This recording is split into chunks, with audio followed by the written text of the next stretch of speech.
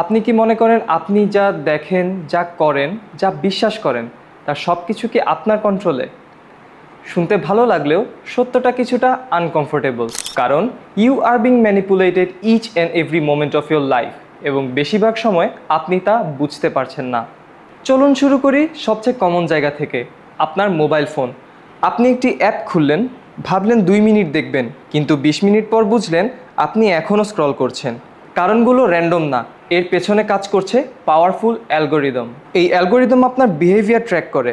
আপনি কি দেখেন, কতক্ষণ দেখেন, কোথায় থামেন, তারপর ঠিক করে আপনাকে পরেরটা কি দেখানো হবে। মানে আপনি কন্টেন্ট বেছে নিচ্ছেন না, বরং কন্টেন্টই আপনাকে বেছে নিচ্ছে। দ্বিতীয়ত, আপনার অ্যাটেনশন। পৃথিবীর সব থেকে মূল্যবান জিনিস হচ্ছে আপনার মনোযোগ, এবং এটাকে বলা হয়ে থাকে অ্যাটেনশন ইকোনমি। প্রতিটা অ্যাপ, প্রতিটা প্ল্যাটফর্ম চায় আপনি যত বেশি সময় পারেন তাদের সাথেই থাকেন, আর এজন্য তারা ব্যবহার করে ছোট ছোট psychological tricks, bright colours, endless scrolling, notifications এবং just one more video thing.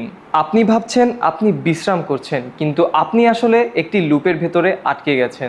তৃতীয়ত, আপনার ডিসিশন।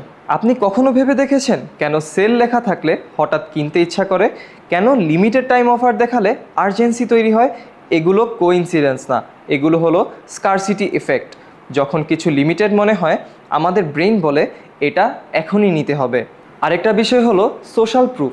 যখন আপনি দেখেন 10 লক্ষ মানুষ একটি জিনিস ব্যবহার করছে, তখন আপনার কাছে স্বাভাবিকভাবেই মনে হবে এই জিনিসটি ভালো। তার অর্থ দাঁড়ায় আপনার সিদ্ধান্ত অন্যদের দ্বারা প্রভাবিত হচ্ছে। চতুর্থত, আপনার বিশ্বাস। আপনি যা বিশ্বাস করেন তা সবসময় সত্য না, অনেক সময় সেটা শেপড হয় আপনি কি দেখছেন তার ওপর।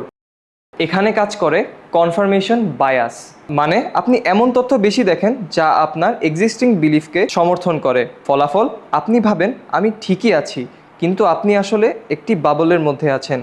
এখন আসে সবচেয়ে গুরুত্বপূর্ণ প্রশ্ন, তার মানে আমরা কি আসলেও হেল্পলেস? না, কিন্তু আনঅ্যাওয়্যার থাকলে অ্যালগোরিদমের কাছে আপনি খুবই সহজ একটি টার্গেট। সমাধান জটিল নয়, কিন্তু ডিসিপ্লিন প্রয়োজন। প্রথমত, প্রশ্ন করা শুরু করুন। আপনি যা দেখছেন তা কি সত্য? অথবা আপনি যা কিনতে চাচ্ছেন তা কি আসলেও আপনার কাছে প্রয়োজনীয়? দ্বিতীয়ত, পজ নেওয়া। কোনো ডিসিশন নেওয়ার আগে নিজেকে 10 সেকেন্ড সময় দিন। এই ছোট্ট পজটাই অনেক ম্যানিপুলেশন গুড়িয়ে দিতে পারে। প্রথমত, নোটিফিকেশন বন্ধ করে দিন। আননেসেসারি অ্যাপ ব্যবহার থেকে বিরত থাকুন এবং নিজের সময়কে যথাযথভাবে ব্যবহার করুন। ম্যানিপুলেশন আপনি কখনোই পুরোপুরিভাবে থামাতে পারবেন না, কারণ এটি বিশাল একটি সিস্টেমের অংশ।